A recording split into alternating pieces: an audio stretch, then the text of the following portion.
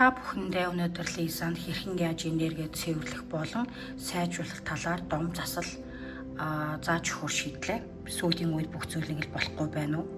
Сэтгэлчин хүнд энерги сулраад байгаа юм шиг санагдаж байна уу? Тэгвэл энэхүү дом засал танд чамд туслах болно. Одоо хамт бүгдээрээ энерги цэвэрлэцгээе. Юуны өмнө гэр орноо цэвэрлэж хэрэггүй бүхнээ гаргаж гайна. Энэ гэр орон зай одоо цэвэр тайван сайн энерги хүлээн авахд бэлэн боллоо гэж бодно. Хамаг мөн бүхнээ гэрээсээ гаргаж байна гэж төсөөлөөд гэр орноо сайхан цэвэрлэх нь байна. Дараа нь бие усаар ариусгаж наалцсан бүх ядаргаа сөрөг мэдрэмж хүнд энергийг угааж байна гэж төсөөлж ус бүх мууг надаас авч удаж байна. Намайг хөнгөрүүлж байна гэж бодоорой. Дараа нь цагаан лаасааж гэрэл гээгээ хамгаалалтыг өөртөө дуудаж байгаагаар төсөөлнө. Энэ гэрэл намайг бүрхэж аюулгүй тайван орон зайг бий болгож байна гэж бодоорой. Цагаан лаа асаасны дараа сээж цагаан мэргэн гэдэг урмалаар өөрийн болон гэрээ утаж ариулаарай. Цагаан сээжний оронд Паоло Санто хүж бас байж болно. Өөрт байгаа эсвэл ямар нэгэн зан үйлийн утгалагын урмалыг ашиглаж болно. Гэрээ нар зөв тойруулж утаарай. Өөрийгөө ч нар зөв тойруулж утаарай. Одоо би энэ утаатай хамт бүх сөрөг энерги муу бодол надад хэрэггүй бүхнийг явуулж байна. Энэ гэр орон зай, миний бие, миний сэтгэл бүгд цэвэршиж байна. Би өнгөрснийг суулгаж намайг доош татах бүхнээс өөрийгөө чөлөөлж байна гэж өөртөө шивнэж хэлээрэй, манифест хийгээрэй. За ингээд өөрийгөө ариулж гэр орноос сээжээр утлагын урмлаар ариусны дараагаар бидэрт аметист юм уу?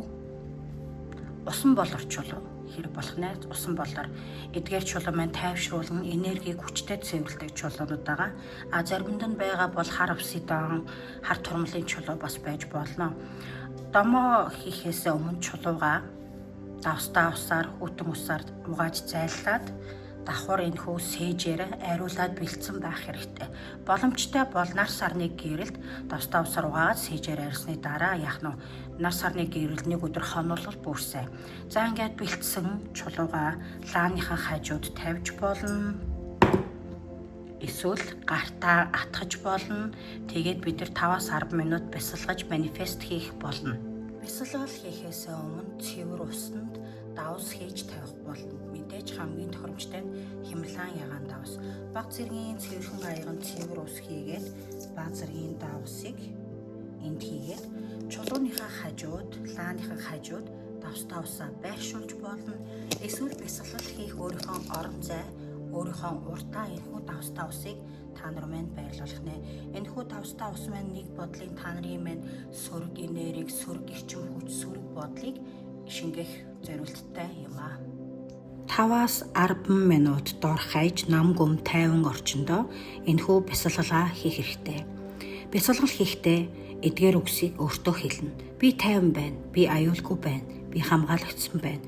Миний энерги цэвэр, миний сэтгэл тэнцвэртэй. Миний бие амарч байна. Би сайн энергийг өөртөө татаж байна. Би муу бүхнийг суллаж явуулж байна. Би өөрийгөө хайрлаж байна. Би хангалттай. Миний амьдрал сайн зүйл урсаж орж иж байна гэж хэлээрэй. Амьсгал авахдаа би тайван байна гэж хэлээд амьсгал гарахдаа муу бүхнийг гаргаж байна гэж хэлээрэй. 3-5 удаа давтамжтай хийн. Дараа нь уртаа байгаа давстаа усаа угаалтурлуу юм уу? Ариун цэврийн өрөөлөө асгах нь байна. Асгахдаа энэ усанд шингэсэн сүрэг бүхэн надаас бүрэн холдож байна гэж хэлээрэй. Дом хийх тохиромжтой цаг нь оройн цаг хамгийн тохиромжтой. 7-11 цагийн хооронд орой.